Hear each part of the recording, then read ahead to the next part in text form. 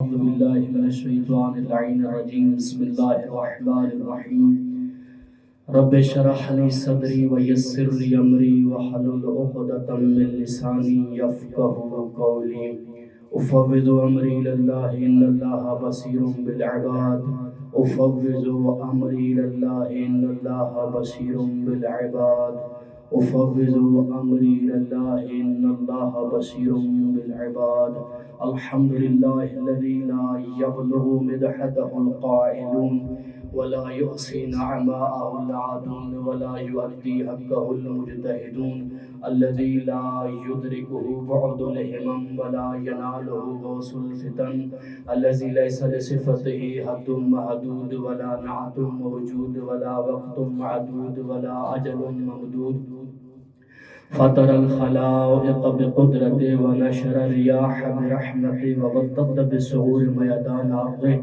الصلاة والسلام على أشرف الأنبياء والمرسلين وعلى أهل بيته الطيبين الطاهرين المعصومين المنتجبين المنتخبين ولعنة الله على أعدائهم من يوم هذا إلى قيام يوم الدين أما بعد بسم الله الرحمن الرحيم قال الحكيم في قرآن المجيد ألم تر كيف ضرب الله مثلا كلمة طيبة كشجرة طيبة أصلها ثابت وفرعها في السماء صلوات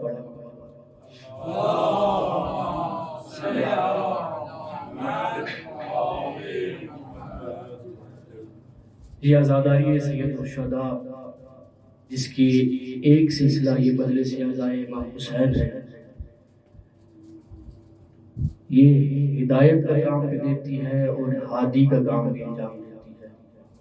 جملہ بدلوں اور اس انداز میں آپ کے سامنے معزز سامعین کی سماعتوں کے حوالے کروں جملہ کہ یہ مجلس اعزائے امام حسین علیہ السلام ہے جو معصوم بناتی ہے۔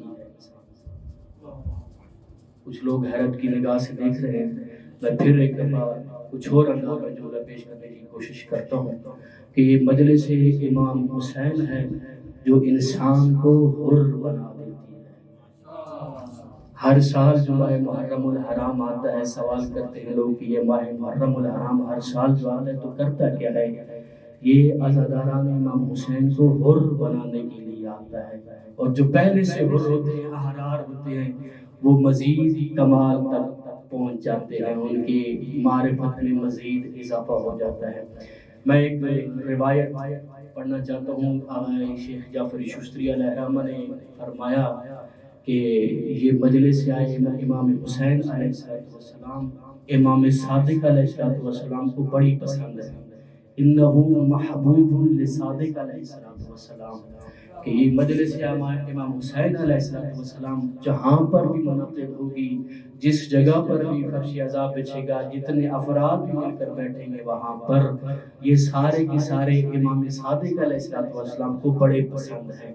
امام صادق اب جس چیز کو پسند کریں وہ آزادار امام حسین کو پسند ہونی چاہیے، چاہے کسی دنیا کی کسی بندے کو پسند ہو یا نہ ہو، ہمیں دنیا کی پسند سے کیا لینا دینا، ہمارے صادق ملک کو جو چیز پسند ہے وہ مجلس اعزائے امام حسین ہے۔ روایت آپ کے سامنے پیش کروں، میرے صادق مولا فرماتے ہیں کہ میں اور میرے بابا خرجت انا وابی حتی اذا کنا بین القبر والمنبر، کہ میں اور میرے بابا نکلے گھر سے باہر، منبر اور قبر کے درمیان ہم نے ایک منظر دیکھا۔ وہ منظر کیا تھا؟ اذا ہوا اناس من الشیعہ، کہ ہمارے شیعہ میں سے کچھ لوگ بیٹھے ہوئے تھے۔ اب وہ جو بیٹھے تھے تو یقیناً یا ذکر محمد و آل محمد کر رہے ہوں گے، علی کے فضائل بیان کر رہے ہوں گے، یا شرعی مسائل کسی شرعی مسئلے کو حل کر رہے ہوں گے۔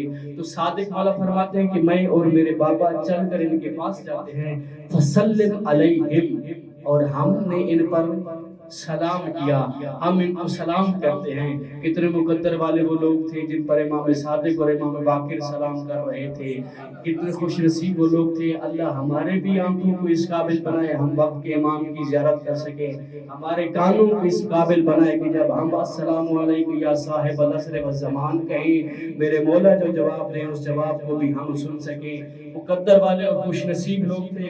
پھر میرے مولا فرماتے ثم قال انی واللہ لا احب ریاحکم و ارواحکم. صادق مولا فرماتے ہیں کہ میرے بابا نے فرمایا ان لوگوں کو مخاطب کر کے کہ ہمارے شیعوں، تم جو اس مجلس میں بیٹھے ہو، تم جو ذکر محمد و آل محمد کر رہے ہو، ہمیں تمہاری خوشبو سے بھی بڑا پیار ہے، تمہاری ارواح سے بھی بڑا پیار ہے. تو جملہ میں آپ کی معزز سماعتوں کے حوالے کرنا چاہوں کہ مجلس اعزائے حسین میں اگر کسی کا پسینہ آ جائے یا ماتم کرتے ہوئے کسی کا پسینہ آ جائے اور پسینے سے کسی بندے کو بو محسوس ہوتی رہے، لیکن امام صادق فرماتے ہیں تمہارا یہ بو نہیں ہوتی پسینے کی، بلکہ ہم اسے خوشبو محسوس کرتے ہیں. اور پھر یہ حدیث پرانی حدیث ہے اور اس میں بڑے ظریف نکات ہیں. ایک نکتہ یہ ہے کہ جس میں میرے مولا نے فرمایا کہ تمہاری مجلسوں کو ہم پسند کرتے ہیں، تمہاری مجلسوں میں جو تمہیں پسینہ آتا ہے یا تمہارے بدنوں سے جو خوشبو نکلتی ہے وہ ہمیں بڑی پسند ہے، تمہاری ارواح ہمیں بڑی پسند ہے. میرے مولا پھر ان کو مخاطب کر کے کہتے ہیں فَعَيِّن عَلَى ذَلِكَ بِوَرْعٍ وَاجْتِهَادٍ. کہ شیعو جب تم اس منزل پر فائز ہو چکے ہو، ہمارے شیعہ بن چکے ہو، تو تقوی اختیار کرنا اور کوشش مسلسل کرتے رہنا. پھر فرماتے ہیں کہ حدیث پہ کہتے ہیں کہ جناب علی علیہ السلام نے کمبر سے کہا تھا اسی مقام پر کہ یا کمبر ابشر و بشر و استبشر، کہ کمبر خوشخبری دے دو، خوشخبری سنا دو. کن کو؟ شیعوں کو. فواللہ لقد مات رسول اللہ صلی اللہ علیہ وآلہ وسلم وہو علی امتہ ساخط الا شیعہ. میرے مولا فرماتے ہیں کہ کمبر میرے شیعوں تک یہ خوشخبری پہنچا دینا کہ رسول صلی اللہ علیہ وآلہ وسلم اس دنیا سے جب گئے ہیں نا، ساری امت سے ناراض تھے، راضی تھے تو فقط علی کے شیعوں سے راضی تھے. اور پھر فرماتے ہیں الا وان لکل شیء عزا وعز الاسلام شیعہ. ہر چیز کے لیے ایک عزت اور شرافت اور شوکت ہے. اسلام کے لیے جو عزت ہے، جو شوکت ہے، وہ فقط اور فقط ہمارے شیعہ ہیں. پھر فرماتے ہیں الا وان لکل شیء دیامۃ ودیامۃ الاسلام شیعہ. ہر چیز کی کوئی نہ کوئی عمود اور کوئی ستون ہوتا ہے، اسلام کا جو ستون ہے وہ ہمارے شیعہ ہیں. الصلاۃ عمود الدین، صلاۃ بھی دین کا ستون ہے. دین کے ستون کا نام نماز ہے، اسلام کے ستون کو شیعہ کہتے ہیں. اور پھر میرے مولا فرماتے ہیں الا وان لکل شیء ذروۃ وذروۃ الاسلام الشیعہ. ہر چیز کا ایک نقطہ کمال ہوتا ہے، ہر چیز کا ایک تاج ہوتا ہے، اور اسلام کے تاج کا نام ہمارے شیعہ ہیں. ہمارے مومن، ہمارے چاہنے والے، اور جو چیز جس سے میں پوچھنا چاہتا تھا اور جو میں بتانا چاہتا تھا مجلس آزاد کی عظمت کے بارے میں، میرے مولا فرماتے الا وان لکل شیء سیدا والسید المجالس مجالس شیعہ. ہر چیز کا کوئی نہ کوئی سردار ہوتا ہے، کوئی نہ کوئی آقا ہوتا ہے، کوئی نہ کوئی صاحب ہوتا ہے. مجالس جتنی بھی دنیا میں منعقد ہو رہی ہیں ان سب کی سردار مجلس شیعوں کی مجلسیں ہیں. یہ مجلس اعزائے حسین ہر مجلس کی سردار ہے. دنیا میں جہاں پر بھی لوگ اکٹھے ہوں، جس مقصد کے لیے بھی اکٹھے ہوں، لیکن جہاں پر امام حسین کا ذکر ہوگا، محمد و آل محمد کا ذکر ہوگا، علی کے فضائل جس جگہ پر بیان کیے جائیں گے، وہ مجلس ہر مجلس کی سردار نظر آئے گی. اور میں اپنی طرف سے تو کہہ نہیں رہا، کہنے والی ہے سچی اور سچی زبان، لسان اللہ ناطق و صادق، اللہ کی سچی اور سچی زبان فرما رہی ہے الا وان لکل شیء سیدا وسید المجالس شیعتنا. کہ جو بھی مجلس کائنات میں برپا ہو رہی ہے، ہر مجلس کی سردار یہ مجلس اعزائے امام حسین نظر آئے گی. اور پھر فرماتے ہیں الا وان لکل شیء اماما وامام الارض ارض تسکنها الشیعہ. اب اپنا لطف لیجیے گا شیعہ ہونے کا. جو ولایت ایک ایسا گوہر ہے انسان کو کس مقام تک پہنچا دیتا ہے. میرے صادق مولا فرماتے ہیں کہ ہر چیز کے لیے ایک نہ ایک امام موجود ہے، ہر چیز کے لیے ایک نہ ایک امام موجود ہے. زمینوں کا امام، زمینوں کی امام کون سی زمین ہو سکتی ہے؟ میرے مولا فرماتے ہیں تسکنها، وہ زمین زمینوں کا امام ہے، امام بن جائے گی جس میں ہمارے شیعہ رہ رہے ہیں. اور پھر صادق مولا فرماتے ہیں کہ عجیب جملہ میرے صادق مولا نے ارشاد فرمایا، اصول کافی میں یہ حدیث ہے، اب سرچ کریں گے تو آپ کو مل جائے گی. واللہ لولا ما فی الارض منکم ما انعم اللہ علی اہل خلافکم. اللہ کی قسم اٹھا کر صادق مولا ارشاد فرما رہے ہیں تو مطلب بڑا عظیم ہے اس کا مطلب ہے صادق مولا جیسے امام اللہ کی سچی اور سچی زبان قسم اٹھا کر کرے تو مطلب یعنی کمال کا مطلب ہے جو صادق مولا ارشاد فرمانا چاہتے ہیں. میرے صادق مولا فرماتے ہیں لولا ما فی الارض منکم، شیو اپنی حیثیت کو اور اپنی عظمت کو سمجھنا، اگر زمین پر تم نہ ہوتے ما انعم اللہ علی اہل خلافکم، اللہ اہل خلاف کے لیے کوئی نعمت نازل ہی نہ کرتا. پہلے دن میں نے جملہ کہا تھا کہ یہ عزادار کی برکت ہے کہ دنیا اس عزادار کے آنسو کی برکت کی وجہ سے اللہ کی نعمتیں کھا رہی ہے. حدیث ارشاد حدیث امیر المومنین کی میں نے بیان کی تھی کہ امت میں سے کوئی ایک شخص بھی گریہ کرے، اللہ اس گریے کی وجہ سے ساری امت کو اپنی رحمت کے احاطے میں لے لیتا ہے. اس کی رحمت کا صاحبان سب کو شامل ہو جاتا ہے، سب اس رحمت کے صاحبان کے نیچے آ جاتے ہیں. تو یہ عزاداری مجھے کہنے دونوں کہ ہر سال دنیا آغاز کرتی ہے مختلف طریقوں سے. عزاداران امام حسین آغاز کرتے ہیں گریے سے، عزاداری کر کے حسین پر ماتم کر کے حسین پر رو کر. تو میں یہ جملہ کہنے کا حق رکھتا ہوں کہ ساری کائنات میں جو رزق آ رہا ہے وہ اسی عزادار کی گریے کی وجہ سے. ایک سے بات پڑھ لیں اپنی عظمت کا.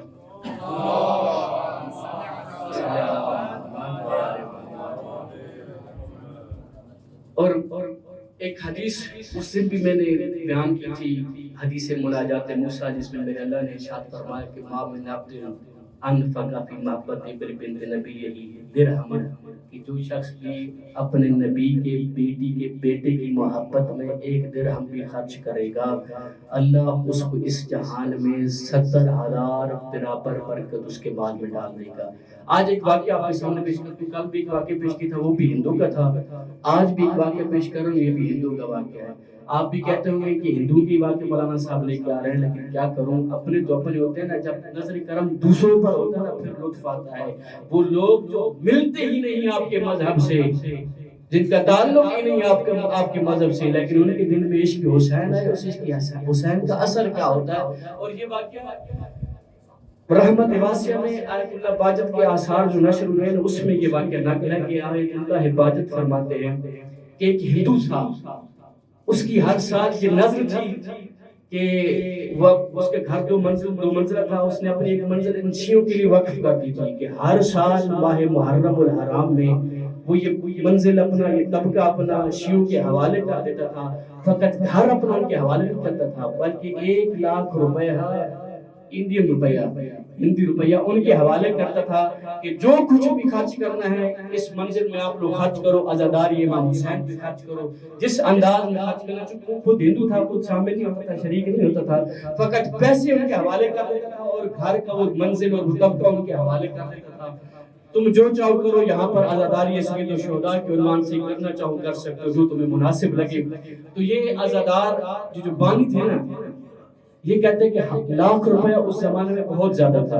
تو یہ سے کہتے تھے کہ یار 1,00,000 روپے ہمیں نہ دے کرو، کم کر کے دے کرو. ہم اتنا خرچہ نہیں ہوتا، اس زمانے میں نہیں ہوتا ہوگا، آج تو خرچے بھی بڑھ گئے ہیں، تو کم کر کے دیا کرو، کم خرچ ہوتا ہے. تو یہ ایک دن اس نے ایک نئے کارخانے کا افتتاح کرنا تھا. بانی نے سے کہا کہ پیسے کم کرو، 1,00,000 روپے بہت زیادہ ہے، کم کر کے دے کرو. اسی فکر پہ تھا، اسی سوچ پہ تھا. جاتا ہے کارخانے کا آغاز کرتا ہے، اپنے کارخانے کا افتتاح کرتا ہے اور جا کر اندر مشینیں چیک کرتا ہے جو مشینیں وہاں لگی ہیں. اچانک اس نے مشین کا بٹن دبایا کہ پتہ نہیں کس خیال میں، کس سوچ میں گم تھا کہ اس کے کپڑے اس مشین میں آ گئے اور یہ اس مشین میں چلا گیا. جتنے بھی کارخانے کے افراد وہاں پہ کاریگر افراد موجود تھے، جو کام کرنے والے لوگ وہاں پر موجود تھے، انہوں نے کہا کہ اب ہمارا مالک تو ہمیں دوبارہ ملنے والا نہیں. یہ کارخانہ پہلے دن ہی اپنے اختتام تک پہنچ گیا. اچانک کیا دیکھتے ہیں کہ اس مالک کے کارخانہ کو کسی نے ہاتھ اٹھا کر باہر پھینکا. یہ جب باہر پھینکنے سے تو یہ ہوش میں نہیں تھا، بے ہوش تھا. جیسے ہی ہوش میں آتا ہے نا تو اس کی زبان سے لفظ نکلتے ہوئے تھے کہ 2,00,000 روپیہ، 2,00,000 روپیہ، 2,00,000. یہ حیران ہو جاتے ہیں کہ یہ ہوا کیا ہے. اس سے پوچھتے ہیں اس کے جو نوکر تھے، جو چاکر تھے، جو وہاں پہ کام کرنے والے، کہ آپ جیسی ہوش میں آپ نے کہنا شروع کر دیا 2,00,000 روپیہ، 2,00,000 روپیہ، ماجرا کیا ہے. وہ کہتا ہے ماجرا یہ ہے کہ میں ہر سال عزاداری امام حسین کے لیے 1,00,000 روپیہ دیتا ہوں. جیسے ہی میں اس مشین کے اندر گیا نا اور مجھے اپنے مر جانے کی مکمل یقین ہو چکا تھا، اچانک ایک شخصیت میرے سامنے آئی اور اس نے مجھے ہاتھ سے اٹھا کر باہر پھینک دیا۔ میں نے اس سے پوچھا آپ کون ہو؟ تو انہوں نے مجھے جواب دیا جس کے لیے ہر سال عزاداری کی تو 1,00,000 روپے خرچ کرتا ہے میں وہ شخصیت ہوں۔ یعنی حسین ابن علی نے آ کر اس کو موت کے منہ سے نکال کر حیات عطا کر دی۔ اس نے کہا کہ میں نے اس کے بعد ان لوگوں کو 2,00,000 روپے دینا شروع کر دی، 1,00,000 سے بڑھا کر 2,00,000 روپیہ عزاداری سے تو شہداء کے دینا شروع کر دیا۔ تو لہٰذا عزاداری پر جتنا بھی انسان خرچ کرے، انسان کو اس دنیا میں بھی اس کا مقدر ملتا ہے، اس دنیا میں بھی اس کا اجر ملتا ہے، قیامت تو ہے ہی ہونے کی، وہاں تو اجر ہی دینے والے وہ ہوں گے۔ ایک سبات پڑھ لیں محمد و آل محمد علیہ وسلم۔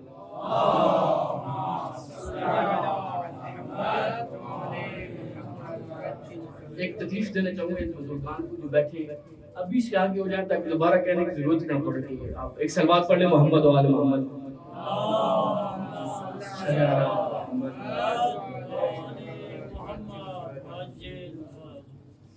نعرہ تکبیر، اللہ اکبر، نعرہ تکبیر، اللہ اکبر، نعرہ رسالت، یا رسول اللہ، نعرہ رسالت، یا رسول اللہ، نعرہ حیدری، یا حیدری، محمد و آل محمد بلند تر صلوات، اللہم صل علی محمد۔ آیت مجیدہ سورہ ابراہیم کی آیت نمبر 24، علم تر کیف ضرب اللہ مثلا کلمۃ طیبۃ کشجرۃ طیبۃ اصلها ثابت وفرعها فی السماء۔ میرا اللہ ارشاد فرماتے ہیں کہ کیا تم نے نہیں دیکھا ہم نے تمہارے سامنے مثال پیش کی ہے کلمہ طیبہ کی، اور یہ کلمہ طیبہ مثل شجرہ طیبہ ہے، اور شجرہ طیبہ کیا ہے، اس کی حقیقت کیا ہے، اصلها ثابت، اس کی اصل اس کی جڑ محکم ہے زمین میں، وفرعها فی السماء، اور اس کی شاخیں آسمان تک پھیلی ہوئی ہیں۔ اور اس کی ذیل میں نے کل آپ کے سامنے حدیث پیش کی جس میں امام صادق مولا نے فرمایا کہ اصل سے مراد محمد مصطفیٰ صلی اللہ علیہ وآلہ وسلم کی ذات ہے، فر سے مراد امیر المومنین علیہ السلام ہے، اور شاخوں سے مراد کیا ہے، ائمہ اہل بیت علیہ السلام، اور اس کے ثمرہ پھل سے مراد علم ائمہ ہے، اور اس شجرہ کے پتے درخت شیعان حیدر کرار علیہ السلام ہے۔ میں مسلسل 2 دن سے آپ کے سامنے شمائل مصطفیٰ، فضائل مصطفیٰ بس زبان مرتضیٰ پیش کر رہا ہوں، تو آج ایک نتیجہ دینا چاہتا ہوں۔ میرا دل ہوا کہ 2 دن سے مسلسل یہ بات آ رہی ہے۔ ایک دن میں نے مولا امیر کے وہ فضائل، مولا امیر نے وہ فضائل جو امام جو رسول معظم کے بدن کے ظاہری کمالات تھے وہ حدیث آپ کے سامنے پیش کی، اور ایک دن جناب نبی معظم کی نورانی خلقت کے بارے میں کل حدیث آپ کے سامنے پیش کی کہ کچھ بھی نہ تھا، فقط اللہ تھا اور محمد مصطفیٰ کا نور تھا، نہ لوح تھے، نہ قلم تھے، نہ عرش تھے، نہ سماوات تھے، نہ زمین تھی، نہ آسمان تھا، نہ چاند تھا، نہ چاندنی تھی، نہ سورج تھا، نہ سورج کی روشنی تھی، نہ دریا تھا، نہ دریاؤں میں روانی تھی، نہ پانی تھا، نہ حور تھے، نہ ملک تھے، نہ ملکوت تھے، کچھ بھی نہ تھا، فقط محمد مصطفیٰ کا نور تھا اور وہ ذات کردگار تھی، اور 4,24,000 نورانی سال یہ نور محمد مصطفیٰ کا اللہ کے ساتھ رہا۔ اور پھر کل آپ کے سامنے پیش کیا کہ اسی نور سے کیا ہوا، حجاب بنے، رسول معظم کا نور حجابوں میں رہا، پھر اسی سے جناب رسول خدا کو لقب ملا شفیع روز محشر کا۔ جب یہ لقب ملا تو نور مصطفیٰ خر ساجدن، جھک گیا اللہ کے سامنے، اللہ کی ذات کے سامنے، اور پھر اللہ نے کہا کہ یا حبیبی، یا سید رسولی، یا عبدی، اے میرا حبیب، اے میرا بندہ، اے میرے نبیوں کے سردار، لولاک ما خلقت الافلاک، اگر تو نہ ہوتا میں کائنات میں کچھ بھی خلق نہ کرتا، جتنے بھی کائنات میں مخلوق بنی ہے سب محمد مصطفیٰ کے صدقے میں بنی ہے۔ تو یہ نورانی خلقت رسول کی میں نے آپ کے سامنے پیش کی، اور اس سے پہلے جناب محمد مصطفیٰ کی وہ شان جو علی مولا علیہ السلام نے ارشاد فرمائی، بدن کے کمالات آپ کے سامنے پیش کیے، اور یہ بدن اور بدن کے کمالات اور فضائل آپ کے سامنے، آپ کی معزز سماعتوں کے سامنے پیش کی، اور یقیناً آپ کی معزز سماعتوں میں ہوں گے. تو کہنا یہ چاہتا ہوں کہ بدن مصطفیٰ کا تھا، لیکن بدن نورانی بدن تھا. اور اللہ نے تبارک و تعالی عز جلہ و شان عز و جل جلالہ نے عز شانہ نے تمام موجودات عالم میں، جملہ لیجئے گا، تمام موجودات عالم میں تکویناً اور وجوداً عرفان مصطفیٰ رکھ دیا. جو چیز بھی مخلوق الہی ہے، جس پر بھی لفظ مخلوق سے کرتا ہے، اللہ نے تکویناً اس کو عرفان مصطفیٰ عطا کر دیا ہے. اسی وجہ سے تو وہ حدیث سے پہلی جس میں علی مولا نے مولا کے فضائل بیان کیے تھے کہ جب رسول چلتے تھے حجر بھی سلام کرتے تھے، شجر بھی سلام کرتے تھے، ہر ایک جھک کر سلام کرتا تھا، جانور بھی سلام کرتے تھے، جمادات بھی سلام کرتے تھے، نباتات بھی سلام کرتے تھے. یہ ہر ایک چیز میں اللہ نے تقویناً اور وجوداً عرفان مصطفیٰ رکھ دیا ہے. لیکن کیا وجہ ہے کہ عرفان مصطفیٰ رکھنے کے باوجود، عرفان نبی ہونے کے باوجود دنیا میں محمد مصطفیٰ کی مخالفت نظر آتی ہے اور محمد مصطفیٰ کی شان میں گستاخی نظر آتی ہے؟ اس کی علت کیا ہے؟ اس کی علت یہ ہے کہ ہم مسلمانوں نے محمد کا صحیح عرفان حاصل ہی نہیں کیا. اگر ہم محمد مصطفیٰ کا صحیح عرفان حاصل کر لیتے یا دنیا والوں کو صحیح معرفت بتا دیتے کہ ہمارا نبی کتنا مقدس ہے، وہ نبی کہ جس کے ہاتھ بھی معجزہ ہوں، جس کے پاؤں بھی معجزہ ہوں، جس کی آنکھیں بھی معجزہ ہوں، جس کے کان بھی معجزہ ہوں، جس کی جسم کا ہر عضو معجزہ ہو، یہ کیسے ہو سکتا ہے کہ دنیا والے اس کی گستاخی کریں؟ اس کا مطلب یہ ہے، علت اس کی یہ ہے، اس کے پیچھے فلسفہ کیا ہے؟ فلسفہ یہ ہے کہ ہم نے محمد مصطفیٰ کو صحیح طور پر پیش ہی نہیں کیا. آپ ہمارے مسلمان دوستوں کی کتابیں اٹھا کے دیکھ لیں، وہ ایسی ایسی روایات موجود ہیں کہ زیب نہیں دیتا اس ممبر سے وہ روایات بیان کی جائیں. اور پھر جب دشمن گستاخی کرتا ہے تو اس کے جواب میں مظاہرے تو ہو جاتے ہیں، مظاہرے کرنا بھی حق بنتا ہے، لیکن کبھی یہ بھی سوچنا چاہیے کہ اس گستاخی کے پیچھے اصل وجہ کیا ہے. کہیں ہمارے کتابوں میں، مسلمانوں کی کتابوں میں کچھ ایسی باتیں تو نہیں لکھی ہوئی جو محمد مصطفیٰ کی تکثیر کا باعث بن رہی ہیں. اور یہ کیسے ہوا؟ قرآن میں تعبیر استعمال ہوئی، اور اس تعبیر کو بھی میں نے 2 مرتبہ 3 مرتبہ اپنی مجلس اعزاء میں بیان کیا. انا بشر مثلکم، کہ قرآن نے تعبیر استعمال کی اور نبی نے یہ فرمایا کہ میں تم جیسا ہی بشر ہوں. اب جب نبی نے فرما دیا تو شیطان کے وسوسوں میں آنے والوں نے یہی سمجھ لیا کہ واقع علی اور واقع نبی ہم جیسا ہی بشر ہے، واقع نبی ہم جیسا ہی بشر ہے. جو روایت میں نے آپ کے سامنے پیش کی ظاہری خلقت کے بارے میں، ظاہری اوصاف کے بارے میں، اور اس جیسی کئی روایات انوار موجود ہیں، کتاب الکافی میں موجود ہیں، ان سے تو یہ لگتا ہے کہ یہ محمد مصطفیٰ کا جو وجود ہے، جو بدن مطہر ہے، وہ نورانی ہے، وہ کسی اور مقام اور فضیلت کا مالک ہے. لیکن یہاں پر محمد مصطفیٰ ارشاد فرما رہے انا بشر مثلکم. یہ کیسے حل ہوگا؟ اور پھر ایک جگہ پر اور جگہ پر مولا رسول خدا یہ ارشاد فرماتے ہیں کہ انا معاشر الانبیاء لا یکون منا ما یکون من البشر، کہ ہم انبیاء انبیاء کا گروہ جو ہے، ہم سے وہ چیز ظاہر نہیں ہوتی جو تم لوگوں سے ظاہر ہوتی ہے. ہم سے وہ چیز ظاہر نہیں ہوتی جو تم سے ظاہر ہوتی ہے، جو عام بشر سے ظاہر ہوتی ہے. اب آپ کا قانون تو یہ ہے کہ جو حدیث قرآن کے مقابلے میں آ جائے فَضْرِبُوا الْجِدَارَ، اس کو کہاں مار دو؟ دیوار کے ساتھ مار دو. تو اب یہ حدیث کہہ رہی ہے کہ جو بشر سے ظاہر ہوتا ہے نبی سے وہ ظاہر نہیں ہوتا.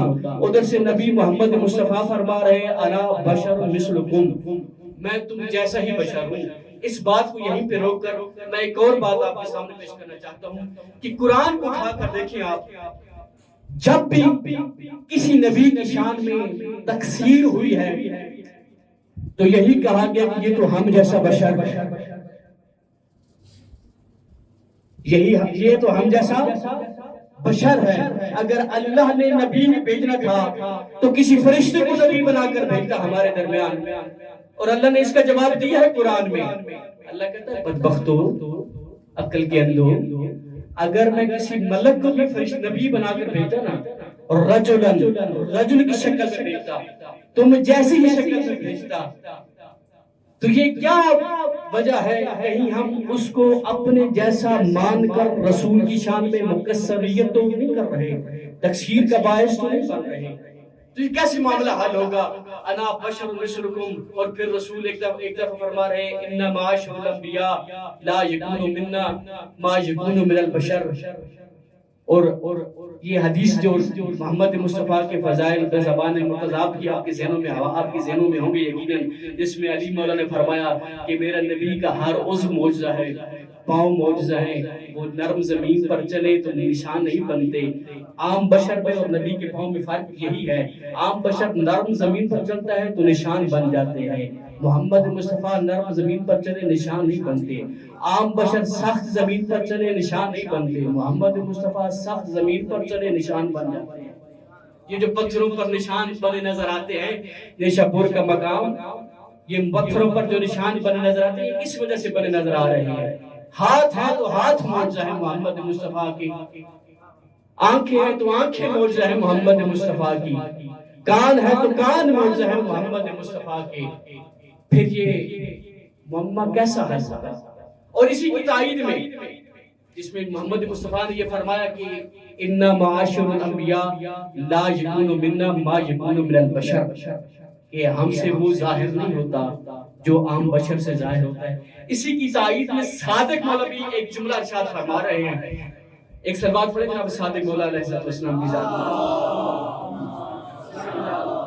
اچھا، میں اپنے اطمینان کے لیے، آپ لوگ توجہ سے سن رہے ہیں یا میں کچھ سمجھا نہیں پا رہا؟ کیا بات ہے؟ نعرہ رسالت یا رسول اللہ، حسینیات زندہ باد، یزیدیات مردہ باد، نعرہ حیدری عظمت محمد و آل محمد صلوات، اللہم صلی علی محمد و آل محمد وعجل فرجہ۔ اور یہ کوئی عام مسئلہ نہیں، توجہ کیجئے گا، عقیدتی مسئلہ بھی ہے، علمی مسئلہ بھی ہے کہ محمد مصطفیٰ کو آخر سمجھنا کیا ہے، اور قرآن کا مسئلہ بھی ہے کہ انا بشر مثلکم کی ہم نے کیا ترجمہ کرنا ہے اور کس انداز میں ترجمہ کرنا ہے اور اسے کس طرح سمجھنا ہے، کس طرح سے محمد مصطفیٰ کی ذات پر اس کو منطبق کرنا ہے۔ انا بشر مثلکم، جناب صادق والا فرماتے ہیں کہ افضلہم من جمیع الخلائق لنفسہ، کہ تمام کے تمام انبیاء کو اللہ نے تمام مخلوق سے افضل خلق کیا۔ تمام کے تمام انبیاء کو، آدم سے لے کر خاتم تک جتنے بھی نبی ہیں، اللہ نے ہر نبی کو افضل، تمام مخلوق سے افضل خلق کیا، اور لنفسہ اپنی ذات کے لیے خلق کیا۔ نبی کس کے لیے خلق ہوئے؟ اللہ کی ذات کے لیے۔ پھر میرے مولا فرماتے ہیں فَلَا يُشْبِهُ أَخْلَاقَهُمْ وَعِزَارَهُمْ أَحَدُهُمْ مِنْ خَلَائِقِهِمْ أَجْمَعِينَ، مخلوق میں سے کوئی بھی ان کے اخلاق اور ان کے حالات میں ان کے مشابہ نہیں ہو سکتا۔ یہ بالکل اسی بات کی تفسیر ہے جو محمد مصطفیٰ نے ارشاد فرمائی، اِنَّا مَعَاشِرُ الْأَنْبِيَاءِ لَا يَكُونُ مِنَّا مَا يَكُونُ مِنَ الْبَشَرِ۔ اس کی تفسیر جناب صادق مولا ارشاد فرما رہے ہیں، اور دونوں صادقین ہیں، پہلا صادق محمد مصطفیٰ ہے، دوسرا جعفر صادق علیہ السلام ہے۔ محمد مصطفیٰ کی عظمت پر ایک صلوات پڑھیں۔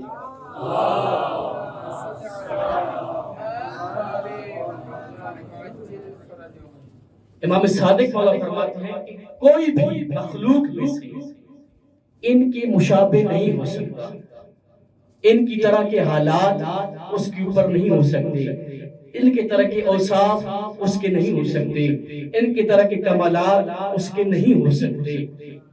کوئی کتنا ہی بڑا عابد کیوں نہ ہو، کوئی کتنے ہی بڑے خاندان سے تعلق کیوں نہ رکھتا ہو، کوئی کتنے ہی اچھی اخلاق کا مالک کیوں نہ ہو، لیکن وہ کسی نبی کی مشابہت نہیں کر سکتا، کسی نبی کے ہم پلہ نہیں ہو سکتا۔ پھر یہ کیسے مسئلہ حل ہوگا؟ آیا محمد مصطفیٰ یہ فرمانا چاہتے ہیں انا بشر مثلکم کہہ کر کہ جس طرح میری ذات کے کمالات ہیں عام بشر کی ذات کے کمالات بھی ایسے ہی ہیں؟ آپ جواب دیں، آیا محمد مصطفیٰ یہ فرمانا چاہ رہے ہیں کہ جس طرح میری ذات کے کمالات ہیں یا نبی کی ذات کے جو کمالات ہوتے ہیں، آیا عام بشر کی ذات کے بھی وہی کمالات ہیں؟ زبان سے نہ کہہ رہے، ایسا نہیں ہے، کوئی مسلمان ایسا سوچ ہی نہیں سکتا۔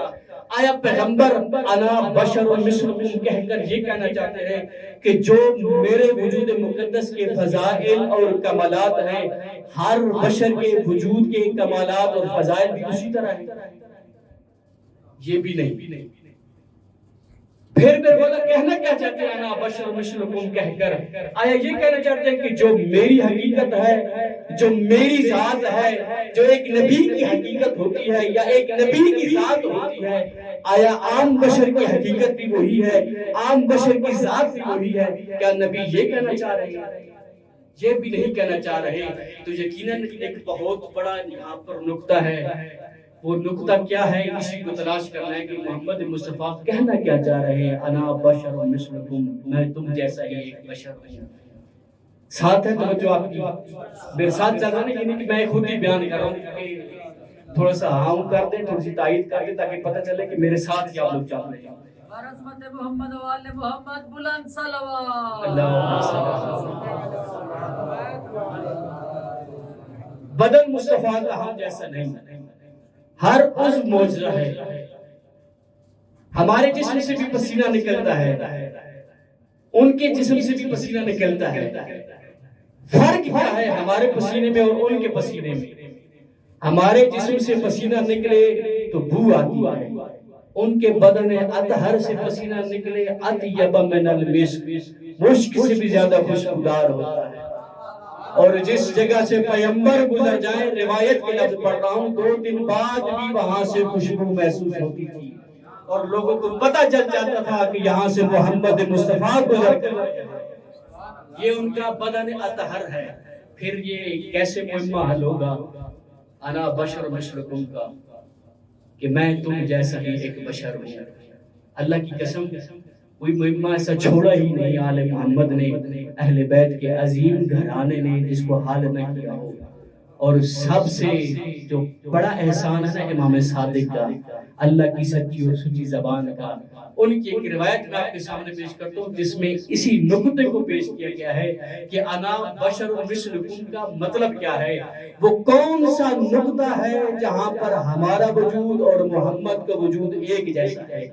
وہ نقطہ منطقی اصطلاح نقطہ اشتراک کیا ہے جہاں پر محمد کا وجود بھی صدق کرتا ہے، جہاں پر ایک عام بشر کا وجود بھی صدق کرتا ہے؟ وہ نقطہ ہم نے ڈھونڈنا ہے جہاں پر یہ آیت منطبق ہوتی ہو۔ آخر اس آیت سے مسئلہ حل کرنا یا نہیں کرنا؟ انا بشر مثلکم صرف یہی سمجھنا کہ محمد ہمارے جیسے بشر ہیں یا ہر نبی ہمارے جیسا بشر ہے؟ اور یہ روایت کتاب التوحید شیخ صدوق علیہ رحمہ نے اپنی کتاب التوحید میں لکھی ہے، اور شیخ صدوق علیہ رحمہ کوئی عام شخصیت نہیں، عظیم شخصیت کے مالک، اور ان بزرگواروں کے ہمارے مذہب پر احسانات ہیں، ملت تشیع پر احسانات ہیں۔ اور کوشش کی کریں، میرے سامنے کہ سارے خطبہ حضرات، اکثر خطبہ حضرات بیٹھے ہیں، اپنی محفلوں میں اور مجالس میں علماء کا ذکر ضرور کیا کریں، خصوصاً جس کتاب کا آپ حوالہ دینا چاہ رہے ہو اس کتاب کے مصنف کے چند ایک حالات ضرور بتایا کریں تاکہ لوگوں کو پتہ چلے کہ علماء نے ہمارے مذہب کی کتنی خدمت کی ہے۔ جو علماء تھے شیخ صدوق علیہ رحمہ جیسے، شیخ مفید علیہ رحمہ جیسے، سید مرتضیٰ جیسے، سید ابن طاؤس جیسے، علامہ مجلسی علیہ رحمہ جیسے، جنہوں نے ہم تک توحید پہنچائی ہے، جنہوں نے ہم تک ولایت پہنچائی ہے، جنہوں نے ہم تک امامت پہنچائی ہے، جنہوں نے ہم تک فضائل اور کمالات اہل بیت پہنچائے ہیں، جنہوں نے ہم تک مناقب اہل بیت پہنچائے ہیں، اگر یہ نہ ہوتے مذہب کا صحیح انداز پیش کرنا ممکن نہ ہوتا، اور انہوں نے ہر ایک نے اپنی اپنی استعداد کے مطابق اور صلاحیتوں کے مطابق کوشش کی ہے۔ میں کہتا ہوں آج کا زمانہ بڑا ڈیجیٹل زمانہ ہے، اور شیخ صدوق علیہ الرحمہ والا زمانہ ڈیجیٹل زمانہ نہیں تھا۔ بڑا عظیم محدث اور بڑا عظیم فقیہ بغداد میں رہتے تھے، ان کو خبر ملی کہ نیشاپور میں کچھ ایسے لوگ ہیں جن کے پاس امام رضا علیہ السلام کی احادیث ہیں۔ جب یہ خبر ملی شیخ صدوق علیہ الرحمہ کو بغداد میں سفر شروع کیا نیشاپور کا، اور یہ آج کل کی ہم سفر کرتے ہیں نا تو روڈ بھی بنے ہیں، سڑکیں بھی بنے ہیں، وسائل بھی موجود ہیں، بسیں بھی جا رہی ہیں، گاڑیاں بھی جا رہی ہیں، ہوائی جہاز بھی جا رہے ہیں۔ یہ آج کا زمانہ ہے، اور بغداد کا اور نیشاپور کا فاصلہ تقریباً 2000 کلومیٹر سے اوپر کا ہے۔ آپ اس زمانے کو سوچیں جو شیخ صدوق علیہ الرحمہ کا زمانہ تھا۔ خبر ملی ہے جناب شیخ صدوق علیہ الرحمہ کو کہ نیشاپور کے کچھ لوگوں کے پاس امام رضا علیہ السلام کی احادیث موجود ہیں۔ سفر اختیار کرتے ہیں کہ میں جا کر وہ امام رضا کا کلام اکٹھا کر لوں۔ معمولی سواری اس زمانے کی آپ خود تصور کریں، یا خنجر ہوگا یا گھوڑا ہوگا یا اونٹ ہوگا، اس کے علاوہ کوئی سواری تھی نہیں اس زمانے میں۔ اسی پہ سفر اختیار کرتے ہیں، جس علاقے سے گزرتے ہیں کوئی پوچھتا شیخ کہاں کے ارادے ہیں؟ شیخ خوش ہو کر فرماتے تھے میں نیشاپور جا رہا ہوں، مجھے خبر ملی ہے میرے مولا رضا کی کچھ کلام وہاں پر موجود ہے، میں وہ کلام اکٹھا کرنے کے لیے جا رہا ہوں۔ اور جب نیشاپور پہنچے نا، اس مقام پر پہنچے اور ان لوگوں سے ملے جن کے پاس یہ احادیث موجود تھی، اور شیخ صدوق علیہ الرحمہ نے یہ ساری احادیث اکٹھے کی، 2 جلدوں میں کتاب بنی، اور ان کتاب کا نام رکھا عیون و اخبار رضا۔ رضا مولا کی روایات کے چشمے، عیون جمع ہے عین کی۔ دونوں کتابوں میں صرف وہ احادیث نقل کی ہیں جو امام رضا سے مرفوع ہیں۔ یہ ہمارے مذہب کے فقیہ تھے، یہ محدث بزرگوار تھے، یہ لوگ تھے جنہوں نے محنتیں کی ہیں، جس کی وجہ سے یہ مذہب ہم تک صحیح و سالم انداز میں پہنچا ہے۔ ایک سلوات پڑھ لیں علماء کی سلام۔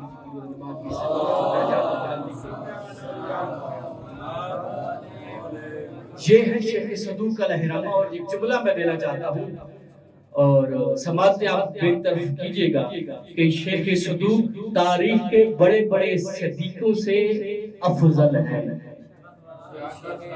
جملہ میں نے بہت بڑا کہا ہے لیکن توجہ میرے خیال میں نہیں تھی آپ کی۔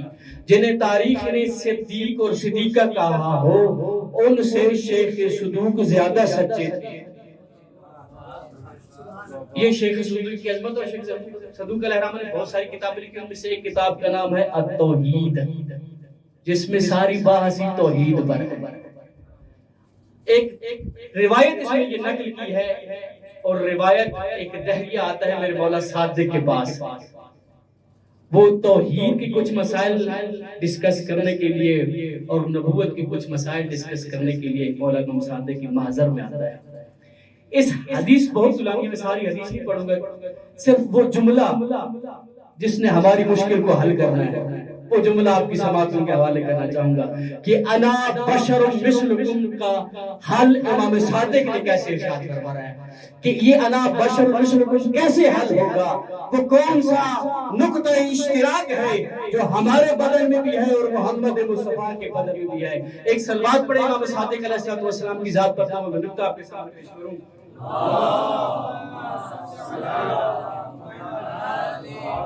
میرے صادق والا فرماتے ہیں غیر مشارکین للناس فی احوالہم، کہ نبی لوگوں کے حالات میں ان کے ساتھ شریک نہیں ہوتے۔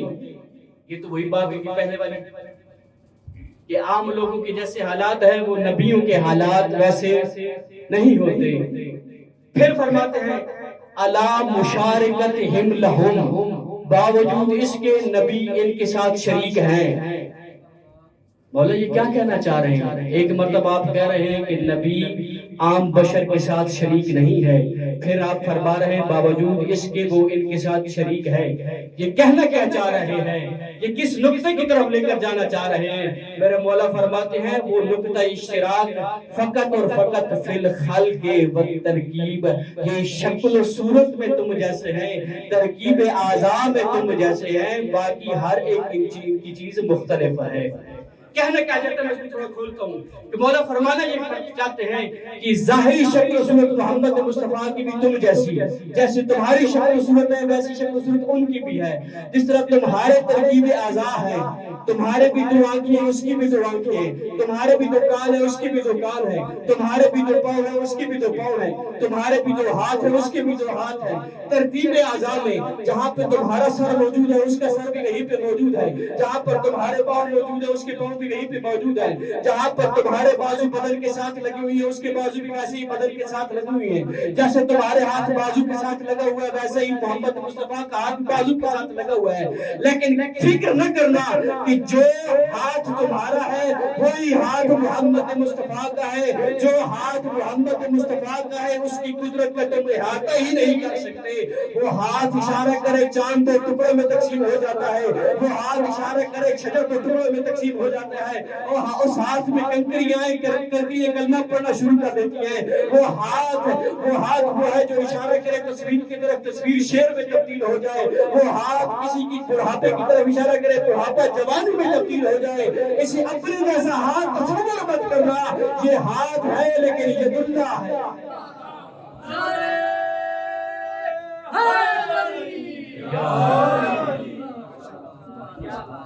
ظاہری شکل و صورت میں محمد مصطفیٰ تم جیسے، سارے نبی تم جیسے، ترکیب اعضاء میں بھی تم جیسے، ترتیب اعضاء میں بھی تم جیسے، لیکن یہ فکر نہ کرنا کہ جو ہماری آنکھیں ہیں محمد مصطفیٰ کی بھی وہی آنکھیں نہ، محمد مصطفیٰ کی آنکھیں عین اللہ ہیں۔ تم بھی زبان سے بولتے ہو، محمد مصطفیٰ بھی زبان سے بولتے ہیں، تمہاری زبان اور محمد مصطفیٰ کی زبان میں یہی تو فرق ہے، تم بولتے ہو اپنی زبان سے جو آتا ہے مرضی بول دیتے ہو، وہ بولتا ہے تو فقط ارادہ الہی ہوتا ہے، اس کی زبان لسان اللہ ہے، اس کی آنکھیں عین اللہ ہے، اس کے ہاتھ ید اللہ ہے۔ ظاہری شکل و صورت تمہارے جیسی ہے، پھر بھی یہ فکر نہ کرنا کہ وہ ہم جیسا ہی بشر ہے۔ وہ فرماتے ہیں انا وجہ اللہ، میں وہ ہوں جس میں اللہ نظر آتا ہے۔ تو یہ انا بشر مثلکم کا مہمہ الحمدللہ رب العالمین حل ہو گیا۔ کہ کیا حل ہوا کہ محمد مصطفیٰ ہمارے جیسے بشر ہیں۔ کیسے بشر ہیں؟ فقط ظاہری شکل و صورت میں، فقط ترکیب اعضاء میں، فقط ترتیب اعضاء میں ہم جیسے ہیں، وگرنہ وہ ذات اور وہ بدن بڑے کمالات کا مالک ہے۔ اور یہ علی مولا کی روایت میں نے آپ کے سامنے پیش کی، اس طرح کی کئی روایتیں بہار الانوار میں آپ جا کے دیکھیں، کتاب الکافی میں آپ جا کر دیکھیں، کئی روایات ایسے موجود ہیں۔ اور ایک جملہ آپ کے سامنے پیش کر دوں، اور جملہ ہے میرے مولا موسیٰ کاظم علیہ السلام کا۔ ایک صلوات پڑھ لیں محمد صلوات جو کل فضیلت میں نے بیان کی نا، اگر وہ صلوات کی فضیلت آپ کے ذہنوں میں ہوتی تو آپ اس طرح صلوات نہ پڑھتے۔ ایک بآواز بلند اور با جماعت صلوات پڑھیں۔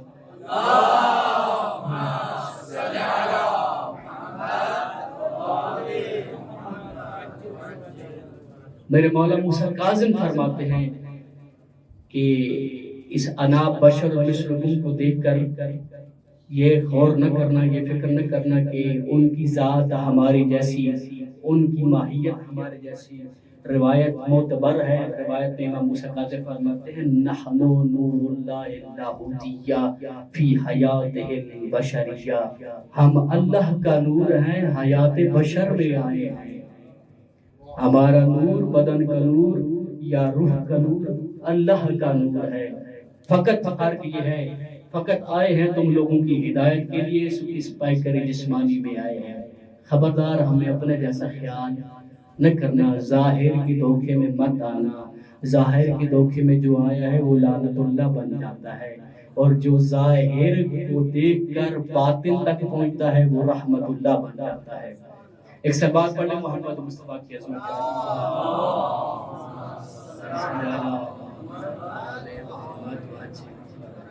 گھڑی بھی یہاں پر الحمدللہ نہیں ہے، وقت کا بھی پتہ نہیں ہے۔ جتنے بھی فضائل اور کمالات ہیں نا محمد مصطفیٰ کی، جتنی بھی عظمتوں اور شان کا مالک ہے نا محمد مصطفیٰ، پالا ہے تو عمران، جناب عمران ابو طالب نے پالا ہے، شجرہ طیبہ، اور محمد مصطفیٰ کا ذکر ہو، عمران جناب عمران ابو طالب کا ذکر نہ ہو تو ظلم ہے۔ جتنی بھی عظمتوں کا مالک ہے محمد مصطفیٰ، جتنی بھی شان اور مناقب اور کمالات کے مالک محمد مصطفیٰ، لیکن اگر حمایت ابو طالب نہ ہوتی محمد مصطفیٰ اپنا پیغام نہ پہنچا سکتے۔ جب پہلا حکم ہوا نا رسول معظم کو وَأَنذِرْ عَشِيرَتَكَ الْأَقْرَبِينَ کہ اپنے قریبیوں کو دعوت دو، انذار کرو۔ اب یہ جلسہ تھا توحید کا، اللہ کی طرف سے حکم ہو رہا تھا۔ ہونا تو یہ چاہیے تھا کہ خانہ کعبہ میں یہ جلسہ ہوتا، ہونا تو یہ چاہیے تھا کہ خانہ کعبہ میں یہ جلسہ ہوتا، توحید کا جلسہ تھا، مرکز بھی خانہ کعبہ ہوتا، وہ جگہ ہوتی جس کو نسبت ہے خدا کے ساتھ، لیکن کچھ ناقبت اندیش لوگوں نے وہاں پر بت رکھے ہوئے تھے، جس کی وجہ سے اللہ نے کہا کہ خانہ کعبہ میں یہ جلسہ توحید نہیں ہو سکتا، عمران کے گھر میں یہ جلسہ توحید کرو۔ اس کا مطلب ہے رحمان کے گھر میں بت تھے، عمران کے گھر میں بت نہیں تھے۔ جو لوگ یہ کہتے ہو نا کہ عمران نعوذ باللہ ایمان نہیں لائے تھے اور مختلف قسم کی ناروا تہمتیں لگاتے ہو، یہ جلسہ توحید بتا رہا ہے کہ عمران موحد تھے، عمران مؤمن تھے، محمد مصطفیٰ کی رسالت اور نبوت پر ایمان رکھتے تھے۔ اچھا جلسہ توحید تھا، پہلا جلسہ تھا محمد مصطفیٰ کا، اللہ کے بڑے پیارے حبیب کا، سید مرسلین کا، اس نبی کا جلسہ تھا جس کی وجہ سے اللہ نے ساری کائنات کو خلق کیا۔ اور نہ تو یہ جگہ تھی نا کہ جس طرح موسیٰ نبی پر من و سلوہ نازل کیا بنی اسرائیل کی قوم پر، مولا تو بھی نیاز کے طور پر، لنگر کے طور پر یہاں پر بھی من و سلوہ نازل کر دیتا۔ فرمایا نہیں، ابو طالب کے گھر سے ان کو کھانا کھلاؤ، پہلے دن سے ہی میں ان کو نمخار ابو طالب کرنا چاہتا ہوں۔ اور یہی وجہ ہے کہ آج تک ابو طالب کے ماننے والوں کی مجلسوں میں کبھی نیاز کی کمی نہیں ہوتی، نیاز ملتی ہی ملتی ہے ہر کسی کو۔ ایک سلوات پڑھ لیں جناب عمران ابو طالب۔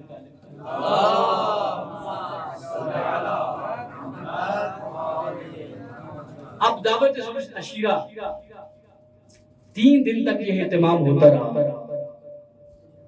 ابو طالب کے گھر سے کھانا پکتا رہا، کھانا ملتا رہا، اور جیسے ہی نبی اٹھے پیغام پہنچانے کے لیے تو ابو لہب لعنت اللہ علیہ اٹھ کھڑا ہوتا تھا، شور مچانا شروع کر دیتا کہ نہیں، میں نے نہیں ماننا یہ پیغام جو نبی آپ کا، جو محمد لے کر آئے۔ تیسرے دن جو ہوا نا تو ایک طرف جناب عمران بیٹھے تھے، ایک طرف ابو لہب بیٹھا تھا۔ جناب ابو طالب نے کہا کہ محمد بیٹا اٹھو، پیغام الہی پہنچاؤ۔ اب جیسے محمد مصطفیٰ اٹھے نا تو ایک طرف سے ابو لہب اٹھا، دوسری طرف سے جناب عمران اٹھے۔ الفاظ پڑھوں تو یہ کہوں، ایک طرف سے بت پرست اٹھا، دوسری طرف سے محافظ کعبہ اٹھا، ایک طرف سے چور، کعبے کا چور اٹھا، دوسری طرف سے کعبے کا حفاظت کرنے والا اٹھا، ایک طرف سے کذاب اٹھا، دوسری طرف سے 14 صادقین کا باپ اٹھا۔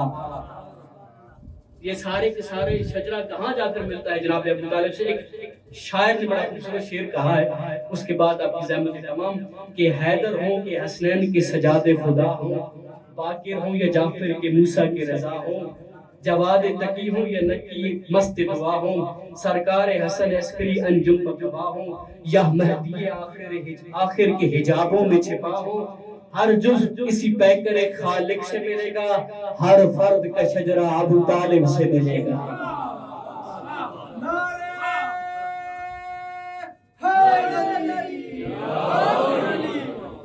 ہر فرد کا شجرہ ابو طالب سے ملے گا، اور جتنا نقصان ابو طالب کا ہوا ہے نا تاریخ میں، اتنا نقصان کسی کا بھی نہیں۔ کربلا کیا ہے؟ کون آیا ہے کربلا میں؟ ابو طالب کا پوتا تو تھا کربلا میں۔ کون مخدرات عصمت آئی ہیں کربلا میں؟ ابو طالب کی پوتیاں تو تھی کربلا میں، بیٹیاں تو تھی کربلا میں۔ 2 محرم آج ہو چکی، تصور کرے، فقط تصور ہی رونے پر انسان کو مجبور کر دیتا ہے۔ 2 محرم سے کربلا آباد ہو چکی، وہ بیابان آباد ہو چکا جہاں پہ کوئی بھی نہ رہتا تھا۔ آباد کس نے کیا؟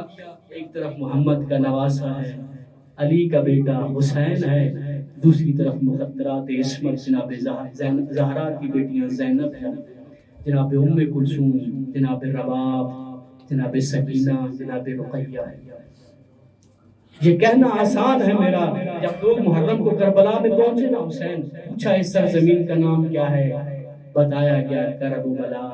مولا نے سب سے پہلے استخاصہ کیا، اعوذ بک من الکرب والبلا، میں اللہ سے پناہ چاہتا ہوں کرب و بلا سے، اس کی مصیبتیں بہت زیادہ ہیں۔ پھر میرے مولا نے فرمایا ہاں ہونا مقاتل رجالنا، یہ وہ جگہ ہے جہاں پر ہمارے مرد قتل کیے جائیں گے، یہ وہ جگہ ہے جہاں پر ہمارے بچے ذبح کیے جائیں گے، یہ وہ جگہ ہے جہاں پر خیام جلائے جائیں گے، یہ وہ جگہ ہے جہاں پر زینب کی چادر لوٹی جائے گی۔ حسین مولا نے عباس سے کہا عباس خیام لگا دو، عباس سراپا اطاعت خیام لگاتے گئے۔ آج 3 محرم کا دن ہے نا، تو 3 محرم کو دشمن کی فوجوں نے کربلا میں آنا شروع کر دیا۔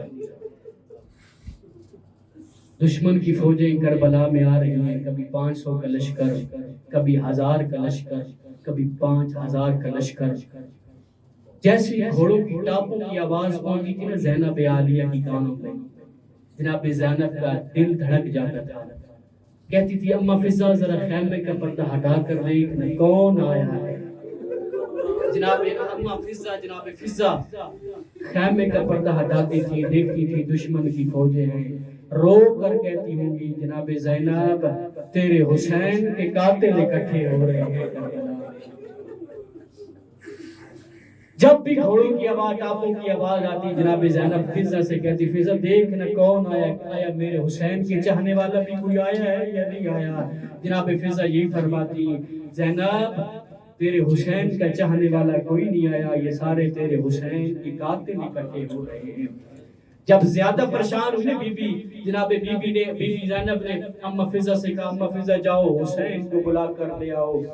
جناب حسین خیمے میں آتے ہیں، زبان حال بیان کرنے لگا ہوں۔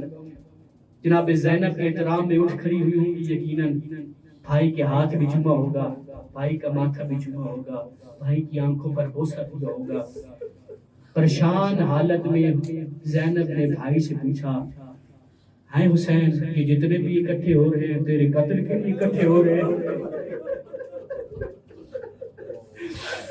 حسین تیرا بھی کوئی ہے تو اس کو بلا لے، زبان حال پیش کر رہا ہوں۔ حسین نے کہا ہوگا روتی حالت میں زینب غریبوں کا کون ہوتا ہے، سارے بادشاہوں کے اور امیروں کے ہوتے ہیں، میں حسین کربلا میں غریب ہو چکا ہوں، کون آئے گا میرے کہنے پر؟ اچانک روتے روتے جناب زینب نے کہا حسین تیرا ایک بچپن کا دوست تھا حبیب کو کربلا میں بلا لو۔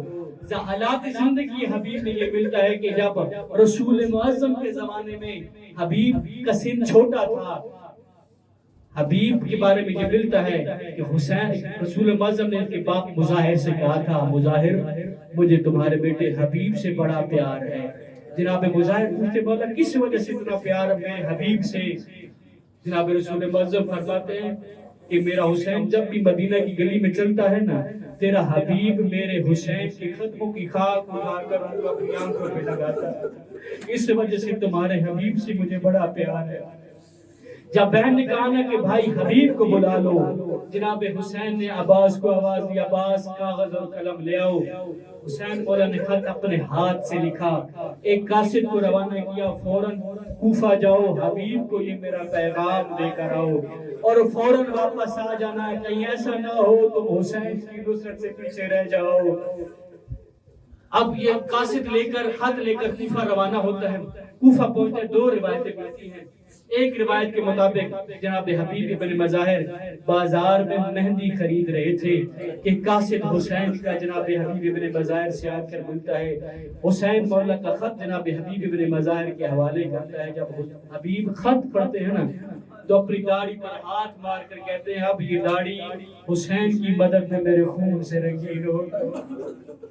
دوسری روایت کے مطابق یہ قاصد حسین کا خط لے کر حبیب کے گھر میں آتے ہیں، دق الباب کرتے ہیں، اندر سے حبیب پوچھتے ہیں من انت الباب، دروازے پر کون ہے؟ یہ قاصد حسین کا ڈرتی سہمی آواز میں کہتا ہے انا قاصد الحسین، حبیب میں حسین کا قاصد ہوں، حسین کا خط لے کر آیا ہوں۔ حبیب نے جب حسین کا نام سنا نہ دوڑ تو یہ دروازے پر آئے، دروازہ کھولنے کے بعد سب سے پہلا کام کیا کیا؟ اس قاصد کے کبھی ہاتھ چھوتے ہیں، کبھی آنکھوں پر بوسہ دیتے ہیں، کبھی سینے پر بوسہ دیتے ہیں، بوسہ دے کر رو رو کر کہتے ہیں انہی ہاتھوں سے تو نے حسین کے ہاتھوں سے خط لیا ہے نا، یہ تیری وہ آنکھیں ہیں جس نے میرے مولا حسین کو دیکھا ہے نا، یہ وہ سینہ ہے جو میرے حسین مولا کے گلے ملا ہے نا۔ روتا بھی جا رہا تھا حبیب، یہ قاصد اس کو کہتا ہے حبیب روتے رہنا، یہ خط لے لے مجھے بڑی جلدی واپس جانا ہے۔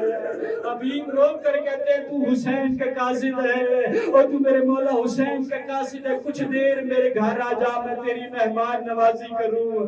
آخر تو جو میرے مولا حسین کا قاصد ہے، قاصد رو کر کہتا ہے حبیب جب تو خط پڑھے گا نا تجھے پتہ چل جائے گا مجھے جلدی کیوں ہے۔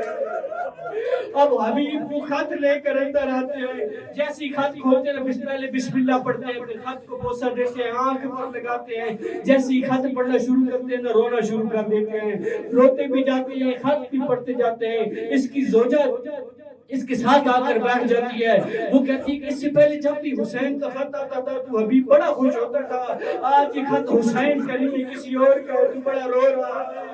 حبیب کہتے تھے اس سے پہلے جتنے بھی خط آئے ان میں لکھا ہوتا تھا من الحسین ابن علی، آج جو خط آیا ہے اس میں لکھا ہے من الحسین ابن فاطمہ۔ حسین اتنا غریب ہو گیا ہے، حبیب کے خط میں اپنی ماں کا نام لکھ رہا ہے اور فاطمہ کا نام لکھ رہا ہے۔ پھر کرج من الحسین ابن فاطمہ الى رجل فقیہ حبیب ابن مظاہر۔ پھر دوسرا نقطہ کیا تھا، دوسری خط میں کیا لکھا تھا؟ میرے مولا لکھا حبیب اذا قرأت کتابی، جب تجھے میرا خط تجھے ملے نا، جب تو میرا خط پڑھے تو کربلا پہنچنے میں جلدی کرنا، دیر مت کرنا۔ اور میں کربلا میں آ چکا ہوں، اکیلا نہیں آیا، اور میرے ساتھ زینب آ چکی ہے، اور میرے ساتھ جناب ام کلثوم آ چکی ہے، اور میرے ساتھ معصوم اصغر آ چکا ہے، اور میرے ساتھ رباب آ چکی ہے، اور میری بیٹیاں میرے ساتھ کربلا میں آ چکی ہے۔ جب تجھے میرا یہ خط ملے اور جلدی کوفہ سے نکل کر کربلا کی طرف آ جا۔ اب حبیب کس طریقے سے بھی کوفہ سے نکلا، جلدی جلدی گھوڑا بگاتا آتا ہے، دوڑتا آتا ہے، ساتھ میں روتا آتا ہے، کہتا آتا ہے یہ گھوڑا جلدی کر مجھے حسین تک پہنچا، اور میرا حسین غریب ہو گیا ہے، اور میرا حسین کربلا میں تنہا رہ گیا ہے۔ جیسی حبیب کربلا کے نزدیک پہنچے نا، حسین مولا کو حبیب کی خوشبو محسوس ہوئی، اچانک اٹھے، قبضے تلوار پہ ہاتھ رکھا، اصحاب ساتھ بیٹھے تھے، پوچھتے ہیں مولا جنگ کرنی ہے، حملہ کرنا ہے؟ مولا کہتے ہیں نا نا حملہ نہیں کرنا، میرا حبیب آ رہا ہے، بڑھ کر استقبال کرتا ہے۔ غربتی کی گال بیت کی حسین بڑھتے ہیں استقبال کے لیے، جیسی حبیب کی نظر حسین پہ پڑتی اپنے آپ کو گھوڑے سے گرا دیتا ہے، فوراً حسین کی قدموں میں آ کر قدم چومتا ہے، کبھی ہاتھ چومتا ہے، کبھی آنکھیں چومتا ہے۔ سارے اصحاب حبیب کو خوش آمدید کہتے ہیں، اچانک آواز آتی ہے اصحاب ہٹ جاؤ فضا آ رہی ہے۔ فضا راستہ ملتا ہے، اصحاب سارے طرح ایک طرف ہو جاتے ہیں، فضا حبیب کی قریب آتی ہے، کہتی ہے حبیب کو سب سے پہلے اپنا سلام پیش کرتی ہے، پھر کہتی ہے یا حبیب ان زینب بنت علی تقرئک السلام، حبیب زینب علی کی بیٹی تجھے سلام دے رہی ہے۔ گر جاتا ہے، کربلا کی گاہ اٹھا کر سر پر پھیر کر کہتا کتنی غربت ہے کہاں حبیب، کہاں زینب، کہاں زینب کے سلام، ماتم